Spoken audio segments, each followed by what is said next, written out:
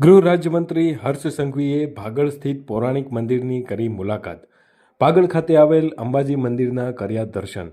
હર્ષ સંઘવીએ મા અંબાના દર્શન કરી અને ધન્યતા અનુભવી. રાજ્યની શાંતિ, સલામતી અને સુખાકારી માટે કરી કામના. ભાગળ વિસ્તારમાં આવેલ આ મંદિર આશરે 600 વર્ષથી પણ વધુ પૌરાણિક હોવાનું માનવામાં આવે છે.